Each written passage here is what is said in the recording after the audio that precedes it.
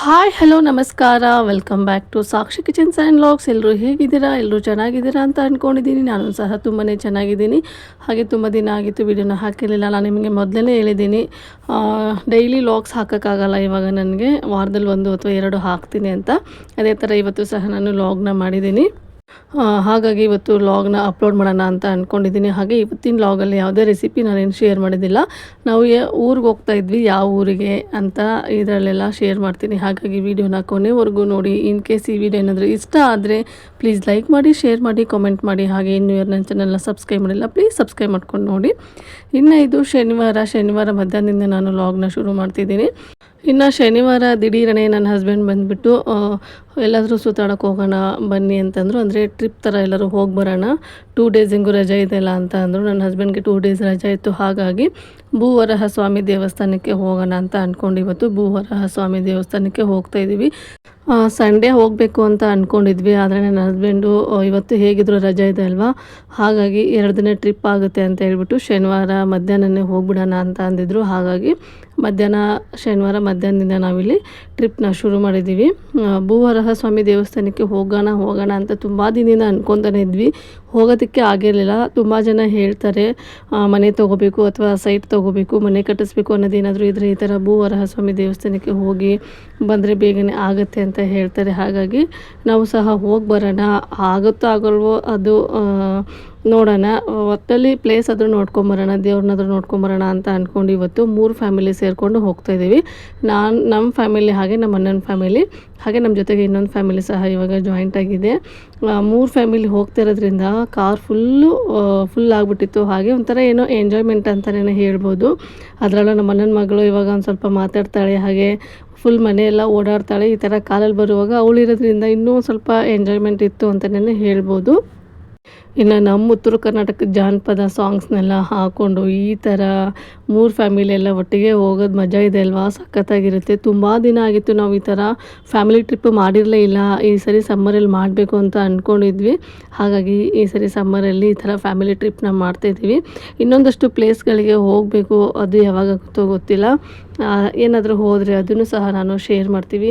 ಇವಾಗ ನಾವು ಬರೀ 2 ಡೇಸ್ಗೆ ಹೋಗ್ತಾ ಇರೋದ್ರಿಂದ ಭೂವರಹ ಸ್ವಾಮಿ ದೇವಸ್ಥಾನ ಹಾಗೆ ಚಾಮುಂಡೇಶ್ವರಿ ದೇವಸ್ಥಾನ ಇದೆಲ್ಲ ನೋಡ್ಕೊಂಬರೋಣ ಅಂತ ಅಂದ್ಕೊಂಡು ಹೋಗ್ತಾಯಿದ್ದೀವಿ. ಇಲ್ಲ, ನಾನು ಮನೆ ಬಿಡುವಾಗಲೇ ಲಾಗ್ನ ಶುರು ಮಾಡೋಣ ಅಂತ ಅಂದ್ಕೊಂಡೆ. ನೆನಪೇ ಇರಲಿಲ್ಲ ನನಗೆ ಲಾಗ್ ಮಾಡಬೇಕು ಅಂತ ಹೇಳ್ಬಿಟ್ಟು. ಆಮೇಲೆ ಅದಾದ ನಂತರ ನಮ್ಮ ಅಣ್ಣನ ಮನೆಯಿಂದನೇ ಶುರು ಮಾಡೋಣ ಬಿಡು ಅಂತ ಅಂದ್ಕೊಂಡ್ವಿ.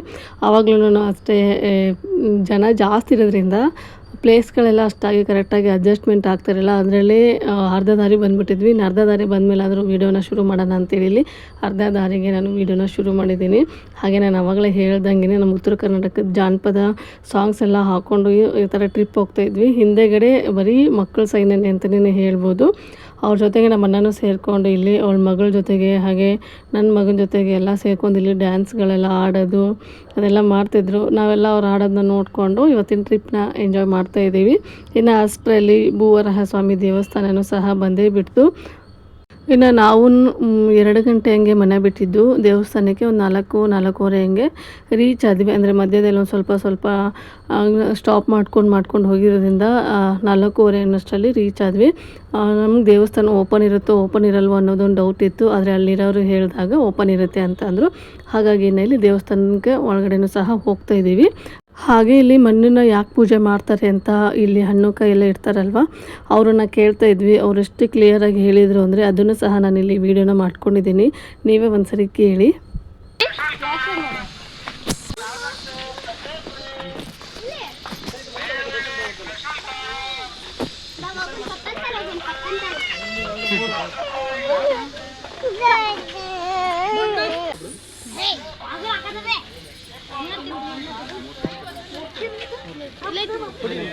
ಇಲ್ಲಿ ಮನೆ ಕಟ್ಟೋದು, ಸೈಟ್ ಮಾಡೋದು, ವಿದ್ಯಾಭ್ಯಾಸಕ್ಕಾಗಲಿ ಜಮೀನು ತೊಗೊಳ್ತಾರೆ, ಏನೇ ಕೆಲಸ ಪ್ರಾಬ್ಲಮ್ ಆಗುತ್ತೆ ಅಂದರೆ ಮನೆ ಪೂಜೆ ಮಾಡ್ಕೊತಾರೆ.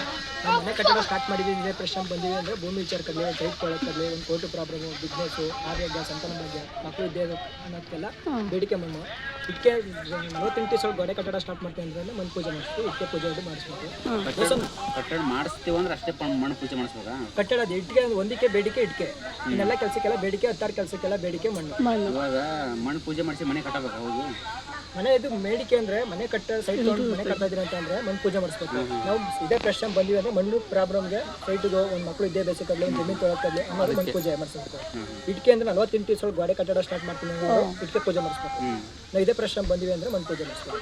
ಇದೇ ಪ್ರಶ್ನೆ ಬಂದಿರೋದು ಅಂದ್ರೆ ಮಣ್ಣು ದೇವಸ್ಥಾನ ಬಲ್ಭಾಗದಲ್ಲಿ ಗುಡಿ ಸುತ್ತ 3 ಸುತ್ತ ಪ್ರದರ್ಶನ ಮಾಡಿ 3 ಇಡಿ ಮಣ್ಣು ತಗೊಂಡು ದೇವಸ್ಥಾನ ಬಲ್ಭಾಗದಲ್ಲಿ ಅಂದ್ರೆ ಪ್ರದರ್ಶನ ಮಾಡ್ತಾ 3 ಇಟ್ಟು ಹೋಗ್ಬೇಕು. 3 ಇಟ್ಟು ತಗೊಂಡಾದ್ಮೇಲೆ ಕೈ ಮುಟ್ಟಿ ತಗೊಂಡೋಗಿ ದೇವಸ್ಥಾನ ಒಳಗೆ ಹೋದ್ರೆ ಕೈವರ್ದಿ ತೀರ್ಥ ಸಂಕಲ್ಪ ತರ 3 ಇದು ಹಾಕ್ಬೇಕಾ? ಅಲ್ಲ, ಒಂದು ಪ್ರದಕ್ಷಿಣೆ ಹಾಕಿದ್ರೆ ಒಂದು ಇಡಿ ತಗೋಬೇಕು. ಒಂದ್ ಇಡಿ ಇಲ್ಲ 3 ಇಡಿ ಮಣ್ಣು ತಗೊಂಡು ಫಸ್ಟ್ 3 ಸುತ್ತ ಪ್ರದರ್ಶನ ಹಾಕಿ ಒಳಗೆ ಹೋಗಿ ದೇವಸ್ಥಾನ ಒಳಗೆ ಕೈ ಹಿಡ್ಕೊಂಡು ಕೊಟ್ರಿ ಕೈವರ್ದಿ ತೀರ್ಥ ಸಂಕಲ್ಪ ತರ ಮಾಡ್ಕೊಡ್ತಾರೆ. ಆ ಮಣ್ಣ ನೀವು ದೇವಸ್ಥಾನಕ್ಕೆ ಹೋಗಿ ಮನೆ ತಗೊಂಡೋಗಿ ಬಿಳಿ ಬಟ್ಟೆ ತರ ಮಾಡಿ ಅಷ್ಟು ಬಟ್ಟೆ ತರ ಮಾಡಿ ಆ ಮಣ್ಣ ನೀವು ಕಟ್ಟಿಟ್ಟು ಪೂಜೆ ಮಾಡಬೇಕು. ನೀವೇನು ಅನುಗ್ರಹ ಆಗೋಗಂಟ ದೇವ್ರ ಮಾಡಿ ಪೂಜೆ ಆದ್ಮೇಲೆ ಈ ದೇವಸ್ಥಾನ ಹತ್ರ ಬಂದು ನಿಮ್ಗೆ ಏನು ಕಾಣಿಕೆ ಅಂತ ಅನ್ಕೊಂಡಿದ್ರೆ ಅದು ಸಲ್ಲಿಕೆ ಮಾಡಿ ಹೋಗ್ಬೋದು.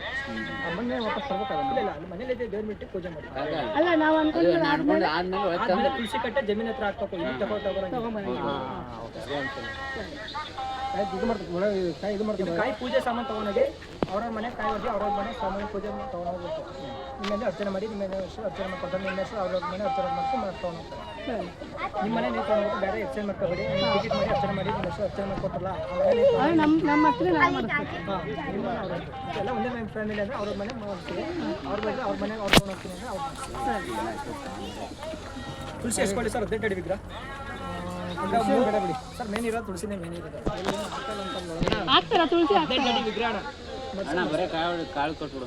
ಅಂದ್ರೆ ಹಂಗಲ್ಲ ಅಣ್ಣ, ತುಳಸಿನೇ ಮೇನ್ ಇರೋದು. ಹೌದು, ಹೆಂಗೆ ಮೊಳ ಹೆಂಗೆ ಅರ್ಧ ಮರ 50 ಅರ್ಧ 50 ಕೊಟ್ಟು ವಾಪಸ್ಸು 2 ಬಾಯಿ ನಿಂತು ನಿಮ್ಗೆ ಮೊಳ ಅಂದ್ರೆ ಪ್ರಸಾದ ನೈವೇದ್ಯ ಮಾಡಿಕೊತಾರೆ. ಇನ್ನೊಂದು ಕಾಯಿ ಹೋಳು ಎಲ್ಲ ಭಕ್ತಾದಿಗಳು ಇರ್ತವೆ. ಕಾಯಿ ಹೋಳು ಇಸ್ಕೊಂಡು ಪ್ರಸಾದ ಬಳಸ್ಕೊತಾರೆ. ಒಂದು ಕಾಯಿನ ಮಾತ್ರ ನಮಗೆ ಕೊಡ್ತಾರೆ. ಮತ್ತೆ ಇನ್ನು ಇಲ್ಲಿ ಹಣ್ಣು ಕಾಯಿಗೆಲ್ಲ ಏನೇನು ಬೇಕು ನೋಡಿ ಅದನ್ನೆಲ್ಲ ತೊಗೊಂಡು ನಾವು ಸಹ ಇಲ್ಲಿ ದೇವಸ್ಥಾನಕ್ಕೆ ಎಂಟ್ರಿ ಆಗ್ತಾಯಿದ್ದೀವಿ. ಇನ್ನು ನೋಡ್ತಾ ಇರ್ಬೋದು ನೀವು ಹೂವಿನ ಅಂಗಡಿಗಳೆಲ್ಲ ಎಷ್ಟು ಚೆನ್ನಾಗಿ ಇಟ್ಟಿದ್ದಾರೆ ಇಲ್ಲೆಲ್ಲ ಅಂತೇಳ್ಬಿಟ್ಟು. ಹೋಗುವಾಗ ಇಷ್ಟೊಂದು ಅಂಗಡಿಗಳಿತ್ತು. ಹಾಗೆ ನಾವು ದೇವಸ್ಥಾನದಿಂದ ಹೊರಗಡೆ ಬರೋಷ್ಟರಲ್ಲಿ 7:30 ಅನ್ನೋಷ್ಟರಲ್ಲೆಲ್ಲ ಇಲ್ಲಿ ಕ್ಲೋಸ್ ಮಾಡಿಬಿಡ್ತಾರೆ ಅಂತ. ಯಾಕಂದರೆ ದೇವಸ್ಥಾನನ ಸಹ 7 ಗಂಟೆಗೆ 7:30 ಅನ್ನೋಷ್ಟರಲ್ಲೆಲ್ಲ ಕ್ಲೋಸ್ ಆಗಿಬಿಡುತ್ತೆ. ಹಾಗಾಗಿ ದೇವಸ್ಥಾನ ಯಾವ ಟೈಮಲ್ಲಿ ಓಪನ್ ಆಗುತ್ತೆ ಆ ಟೈಮಲ್ಲಿ ಅಂಗಡಿಗಳೆಲ್ಲ ಓಪನ್ ಮಾಡ್ತಾರೆ. ಯಾವ ಟೈಮಲ್ಲಿ ಕ್ಲೋಸ್ ಆಗುತ್ತೆ ನೋಡಿ ಆ ಟೈಮಲ್ಲಿ ಅಂಗಡಿಗಳನ್ನೆಲ್ಲ ಇಲ್ಲಿ ಕ್ಲೋಸ್ ಮಾಡಿಬಿಡ್ತಾರೆ. ಇನ್ನು ನಾನು ಸಹ ಈ ದೇವಸ್ಥಾನದ ಬಗ್ಗೆ ಫೇಸ್ಬುಕ್ಕಲ್ಲಿ ಹಾಗೆ ಯೂಟ್ಯೂಬಲ್ಲಿ ಸುಮಾರಾಗಿ ನೋಡಿದ್ದೆ. ಅವಾಗಿಂದ ನಾನು ಅಂದ್ಕೊತಾನೆ ಇದ್ದೆ ಈ ದೇವಸ್ಥಾನಕ್ಕೆ ಹೋಗಬೇಕು, ನಮ್ಮ ಮನಸ್ಸಲ್ಲಿರೋದೆಲ್ಲ ದೇವ್ರ ಹತ್ರ ಹೇಳ್ಕೊಂಡು ನಾವು ಈ ಥರ ಒಂದೇನಾದರೂ ಹರಕೆ ಕಟ್ಕೊಂಡು ಬರಬೇಕು ಅನ್ನೋದೊಂದು ತುಂಬ ದಿನದಿಂದ ಅಂದ್ಕೊತಾನೆ ಇದ್ದೆ. ಆದರೆ ಆಗಿರಲಿಲ್ಲ. ಇವತ್ತು ಅದಕ್ಕೆ ಕಾಲ ಕೂಡಿ ಬಂತು ಅಂತಲೇ ಹೇಳ್ಬೋದು. ಇನ್ನು ಸಂಜೆ ಕ್ಲೋಸಿಂಗ್ ಟೈಮ್ ಆದ್ರೂ ಸಹ ತುಂಬ ಜನನೇ ಇದ್ದರು ಅಂತಲೇ ಹೇಳ್ಬೋದು. ಸಿಕ್ಕಾಪಟ್ಟೆ ರಶ್ ಅಂತಲೇ ಇತ್ತು ದೇವಸ್ಥಾನ. ನಾನು ಅಂದ್ಕೊಂಡಿದ್ದೆ ಸಂಜೆ ಆದರೆ ಅಷ್ಟಾಗೇನು ರಶ್ ಇರೋದಿಲ್ಲ, ಆರಾಮಾಗಿ ದರ್ಶನ ಮಾಡ್ಕೊಂಬರ್ಬೋದು ಅಂತ ಅಂದ್ಕೊಂಡೆ. ಆದರೆ ತುಂಬ ರಶ್ ಇರೋದ್ರಿಂದ ಬೇಗನೆ ದರ್ಶನ ಮಾಡಿಕೊಂಡು ಬಂದಿದ್ದಾಯಿತು. ಇನ್ನು ಮಣ್ಣು ತಗೊಂಡು ನಾವು 3 ಸುತ್ತನ್ನ ಸುತ್ತಬೇಕಾಗಿತ್ತು. ಹಾಗಾಗಿ ಇನ್ನು ಇಲ್ಲಿ ಮಣ್ಣನ್ನು ತಗೊತಾ ಇದ್ದೀವಿ. ಎಲ್ಲ ದೊಡ್ಡ ಕುಟುಂಬ ಕೊಡ್ರೋ ಭಗವಂತ.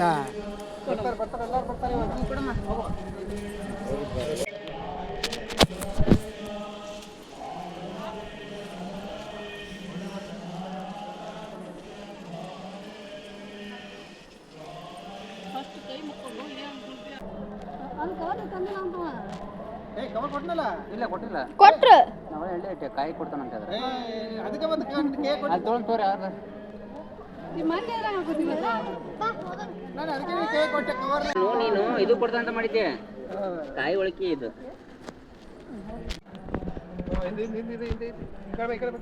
ಈ ಕಡೆ ಬಾರು.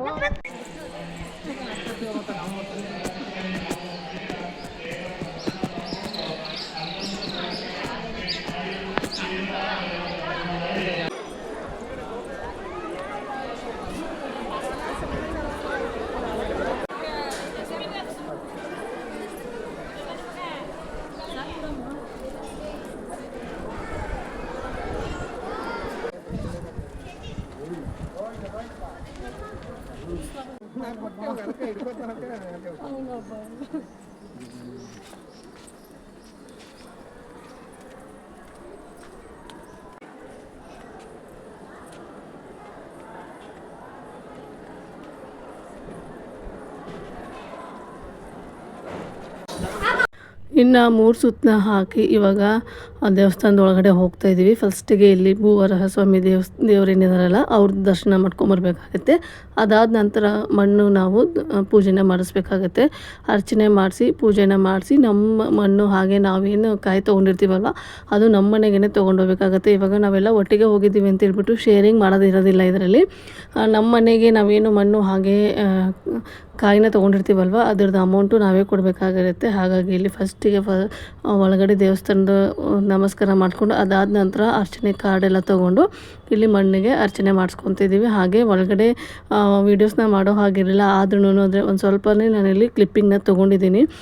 ದೇವರು ಮಾತ್ರ ನೋಡೋದಕ್ಕೆ ಎಷ್ಟು ಚೆನ್ನಾಗಿತ್ತು ಅಂದರೆ 18 ಅಡಿ ಎತ್ತರ ಏನೋ ಇತ್ತು. ನೋಡೋದಕ್ಕೆ ಮಾತ್ರ ಕಣ್ಣುಗಳಿಗೆ ಸಾಲದು 2 ಕಣ್ಣುಗಳು. ಹಾಗೆ ಒಳಗಡೆ ದೀಪದ ಬೆಳಕಲ್ಲೇ ನಾವು ದೇವ್ರ ಮುಖನ ನೋಡಬೇಕು. ನೋಡೋದಕ್ಕೆ ಮಾತ್ರ ತುಂಬಾ ಚೆನ್ನಾಗಿ ಕಾಣ್ತಾ ಇರುತ್ತೆ ದೇವರು.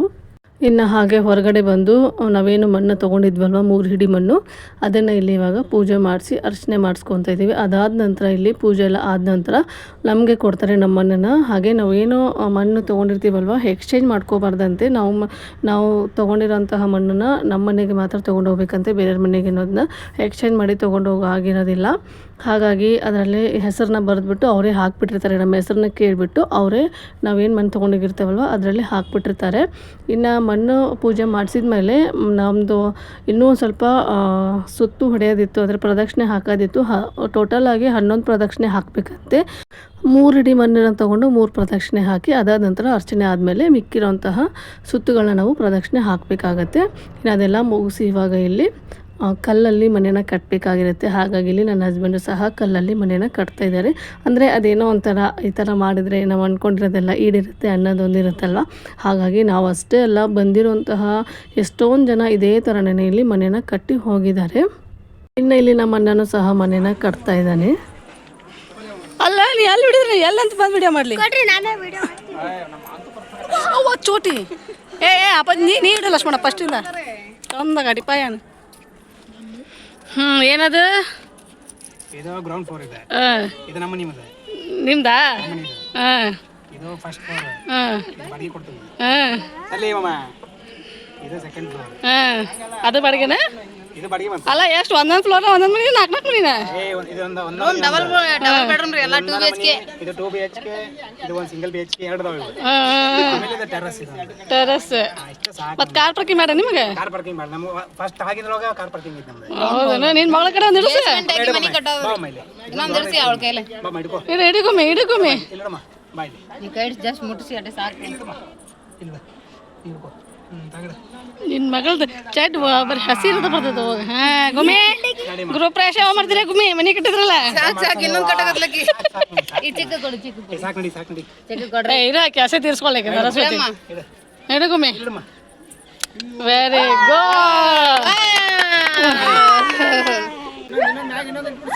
ಇನ್ನೊಂದು ತಿಂಗಳು ಇಟ್ಬಿಡು. ಟೆರಸ್ ಬಂತು ನಾವು ಯಾರು ಮತ್ತೆ ಬಂದ್ರೆ ನಾವು ಬೇಡ ಏನು ರೂಮ್? ಪೂಜೆ ಮಾಡಿದ್ರೆ ಹಂಗೆ ಮಗಳದೆಲ್ಲ ಇಲ್ಲೇ ಕ್ಲೀನ್ ಮಾಡಕತ್ತರ ಮನೆ.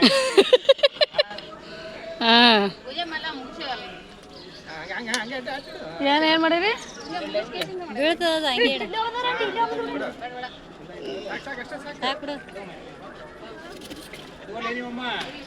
ಅಷ್ಟು ಮನೆ ಕಟ್ಬೇಕಾದ್ರೆ ನೀ ಅಷ್ಟು ಗಳಿಸ್ಬೇಕು ನೋಡಪ್ಪ ಬಂತು. ಹಾಂ ಕಿರ್ನಿ 10 ಅಂತಸ್ತು ಹಿಂಗೆ ಕಟ್ಟಷ್ಟು ಮನೆ ರೊಕ್ಕ ಕೊಡ್ತಾನಂತ. ನೀವು ಕಟ್ಸೋದಲ್ವಾ? 10 ಅಂತಸ್ತು ಕಟ್ಟಿಸ್ತೀನಿ. ಇನ್ನು ಇಲ್ಲಿ ದೇವ್ರ ದರ್ಶನ ಎಲ್ಲ ಮಾಡಿಸ್ಕೊಂಡು ಹಾಗೆ ಅಲ್ಲೇ ಅನ್ನದಾನ ಇತ್ತು. ಹಾಗಾಗಿ ಪ್ರಸಾದನ ಸಹ ಸೇವನೆ ಮಾಡಿಕೊಂಡು ಹೋಗೋಣ ಅಂತ ಹೇಳಿ ಇಲ್ಲಿ ಪ್ರಸಾದನ ತಿಂತಾ ಇದ್ದೀವಿ. ನೀವೇನೇ ಹೇಳಿ ದೇವಸ್ಥಾನದಲ್ಲಿ ಅದು ಯಾವುದೇ ಥರ ಪ್ರಸಾದ ಇರಲಿ ತುಂಬಾ ರುಚಿಯಾಗಿರುತ್ತೆ ಅಂತಲೇ ಹೇಳ್ಬೋದು. ನಾನು ಇಲ್ಲಿ ಬರೀ ಮೊಸರನ್ನ ಮಾತ್ರ ತಿಂತಾ ಇದ್ದೀನಿ. ಇವಾಗ ಬೇಸಿಗೆ ಅಲ್ವಾ, ಹಾಗಾಗಿ ಇನ್ನು ನಾವೆಲ್ಲ ದರ್ಶನ ಮುಗಿಸ್ಕೊಂಡು ಪ್ರಸಾದ ಎಲ್ಲ ಮುಗಿಸ್ಕೊಂಡು ಬರೋಷ್ಟರಲ್ಲಿ ಟೈಮು 7:30 ಆಗಿಬಿಟ್ಟಿತ್ತು. ನೋಡ್ತಾ ಇರ್ಬೋದು ನೀವು. ಇಲ್ಲಿ ಹೋಗುವಾಗ ಎಲ್ಲ ಅಂಗಡಿಗಳು ಸಹ ಓಪನ್ ಆಗಿತ್ತು. ಹಾಗೆ ನಾವು ದೇವಸ್ಥಾನದಿಂದ ಹೊರಗಡೆ ಬರೋಷ್ಟರಲ್ಲಿ ಎಲ್ಲ ಅಂಗಡಿಗಳು ಸಹ ಕ್ಲೋಸ್ ಆಗಿದ್ದಾವೆ. ಇನ್ನು ನಾವು ಇವತ್ತು 2 ದಿನ ಟ್ರಿಪ್ ಮಾಡೋಣ ಅಂತ ಅಂದ್ಕೊಂಡಿದ್ವಲ್ವ. ಇವಾಗ ಡೈರೆಕ್ಟಾಗಿ ಮೈಸೂರಿಗೆ ಹೋಗ್ತಾ ಇದ್ದೀವಿ. ಅದು ಅಲ್ಲ ಅಲ್ಲಿ ನಿಂತಾರವ್ರು ಅಲ್ಲಿ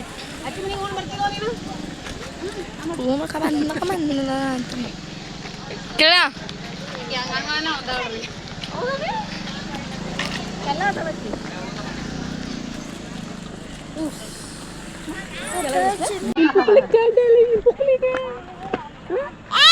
ಬಾ ಅಲ್ಲಿ. ಬಾ ಬಾ ಬಾ ಬಾ ಅನ್ಬೇಕು ಹೇಳು ಅಣ್ಣ ಸ್ಟಾಪ್ ಹೇಳು ಅಣ್ಣ ಸ್ಟಾಪ್ ಅನ್ ಅಣ್ಣ ಸ್ಟಾಪ್ ಅನ್ಬೇಕು ಸ್ಟಾಪ್ ಸ್ಟಾಪ್ ಸ್ಟಾಪ್ ಹತ್ರ ಬರ್ಬೇಡ ಏಯ್ ಏಯ್ ಏಯ್ ಏಯ್ ಏಯ್ ಇಲ್ಲಗಾರ ಅಂದ್ರೆ ಅಲ್ಲಗಾರ ನಾ ಆಡ್ತೀನಿ ತಿನ್ನ ಇದನ್ನ ಕಾರಲ್ಲಿ ಇನ್ನು ಹಲಸಿನಲ್ಲಿದೆ ಕೇಕ್ ಇದೆ ಪಾಕು ನಂಗೆ ಕೊಡು ಪಾಕೊಡು ಈಗ ಹಿಂಗೆ ಮಾಡ್ತಾರೆ ನೋಡು ಅಲ್ಲಿ ಕೊಡು ಅಲ್ಲಿ ಫೋನ್ ಕೊಡು ಫೋನಿಗೆ ಕೊಡು ಪಾಕೊಡು ಲೈಕ್ ಇಸ್ಕೊಡು ಬಾಯ್ ಕೈ ತೆಗೆ ಸ್ವಲ್ಪ ಶೆಕೆ ನೋಡುವ ಹೆಂಗೈತಿ ಮಾಮ ಬಂದ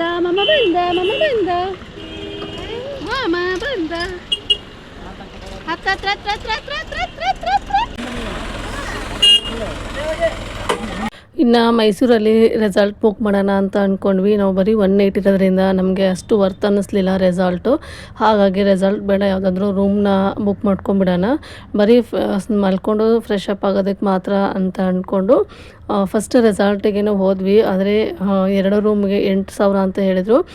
ನಾವೆಲ್ಲ ರೆಸಾರ್ಟ್ ಆದರೆ ಸ್ವಿಮ್ಮಿಂಗ್ ಪೂಲೆಲ್ಲ ಇರುತ್ತೆ, ಅಲ್ಲೆಲ್ಲ ಮಜಾ ಮಾಡ್ಬೋದು ಆಟ ಆಡಿಕೊಂಡು ಅಂತ ಅಂದ್ಕೊಂಡು ಹೋಗಿದ್ವಿ. ಆದರೆ ಸ್ವಿಮ್ಮಿಂಗ್ ಪೂಲೆಲ್ಲ ಕೊಡೋಂಗಿಲ್ಲ, ಟೈಮ್ ಹೋಗಿದೆ ಅಂತ ಅಂದರು. ಹಾಗಾಗಿ ನಾವು ಬೆಳಗ್ಗೆ 7 ಗಂಟೆಗೆಲ್ಲ ಚೆಕ್ಔಟ್ ಮಾಡೋದ್ರಿಂದ ಸುಮ್ಮನೆ ವರ್ತ್ ಆಗಲ್ಲ ಅಂತ ಹೇಳ್ಬಿಟ್ಟು ಬೇರೆ ಕಡೆ ಬಂದುಬಿಟ್ಟು ರೂಮ್ನ ಮಾಡಿದ್ದೀವಿ. ಇನ್ನು ಇಲ್ಲಿ ರೂಮಿಗೆ ಬಂದು ಎಲ್ಲರೂ ಫ್ರೆಶ್ ಅಪ್ ಆಗಿ ಹೊರಗಡೆ ಊಟಕ್ಕೆ ಹೋಗೋಣ ಅಂತೇಳಿ ಎಲ್ಲರೂ ಸಹ ರೆಡಿಯಾಗಿದ್ದೀವಿ.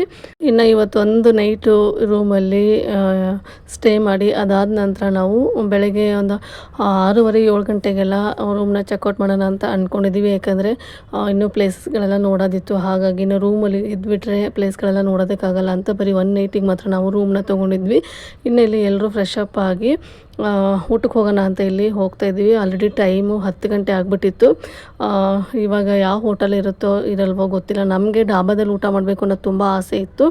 ಹಾಗಾಗಿ ಡಾಬಾ ಎಲ್ಲಾದರೂ ಸಿಕ್ಕರೆ ಸಾಕು ಅಂತ ಅಂದ್ಕೊಂಡಿದ್ವಿ. ಪುಟ್ನಕ್ಕೆ ಒಂದು ಡಾಬಾ ಇತ್ತು. ಇನ್ನು ಇಲ್ಲಿ ಅದು ಕ್ಲೋಸಿಂಗ್ ಟೈಮ್ ಬೇರೆ ಆಗಿತ್ತು. ಹಾಗಾಗಿ ನಾವು ಹೋದ್ಮೇಲೆ ಸುಮಾರು ಗಾಡಿಗಳು ಬಂತು ಅಂತ ಹೇಳ್ಬಿಟ್ಟು ಅವ್ರು ಮತ್ತೆ ಓಪನ್ ಮಾಡಿದ್ದಾರೆ. ಇನ್ನು ಇಲ್ಲಿ ಎಲ್ಲರೂ ಕೂತ್ಕೊಂಡು ಊಟಕ್ಕೋಸ್ಕರ ಕಾಯ್ತಾ ಇದ್ವಿ. ಇನ್ನು ನಾವು ಮಾಡಿರೋಂತಹ ಆರ್ಡರ್ ಎಲ್ಲ ಬರೋವರೆಗೂ ಎಲ್ಲರೂ ಕೂತ್ಕೊಂಡು ಈ ಥರ ಮಾತಾಡ್ತಾ ಇದ್ವಿ. ಇವತ್ತಿನ ಡಾಬಾ ಊಟ ಈ ಥರ ಇತ್ತು. ಪಾಪಡು ಹಾಗೆ ರೋಟಿ ಕರಿ ಈ ಥರ ಎಲ್ಲ ಆರ್ಡ್ರ್ ಮಾಡ್ಕೊಂಡಿದ್ವಿ. ಇನ್ನು ಇಲ್ಲಿ ಎಲ್ಲರೂ ಒಟ್ಟಿಗೆ ಕೂತ್ಕೊಂಡು ಊಟನೂ ಸಹ ಮುಗಿಸ್ಕೊತಾ ಇದ್ವಿ. ಈ ಥರ ಊಟ ಮಾಡೋದ್ರಲ್ಲಿ ತುಂಬಾ ಖುಷಿ ಅನ್ನಿಸ್ತಾ ಇರುತ್ತೆ. ಯಾವಾಗಲೂ ಮನೆಯಲ್ಲಿ ಅಡುಗೆ ಮಾಡ್ಕೊಂಡು ಊಟ ಮಾಡೋದಿದ್ದೇ ಇರುತ್ತಲ್ವ, ಒಂದು ಟೈಮ್ ಆದರೂ ಈ ಥರ ಎಲ್ಲರ ಜೊತೆಗೆ ಒಟ್ಟಿಗೆ ಹೊರಗಡೆ ಬಂದು ಊಟ ಮಾಡಿಸ್ಬೇಕು ಅಂತ ಅನ್ನಿಸ್ತಾ ಇತ್ತು. ಆ ಆಸೆನ ಇವತ್ತು ಫುಲ್ಫಿಲ್ ಮಾಡ್ಕೊಂಡಿದ್ದಾಯಿತು. ಇನ್ನು ಇವತ್ತಿನ ವ್ಲಾಗ್ನ ಇಲ್ಲಿಗೆ ಎಂಡ್ ಮಾಡ್ತೀನಿ. ಮತ್ತೆ ಸಿಗ್ತೀನಿ ಇನ್ನೊಂದು ವಿಡಿಯೋದಲ್ಲಿ. Thank you, bye.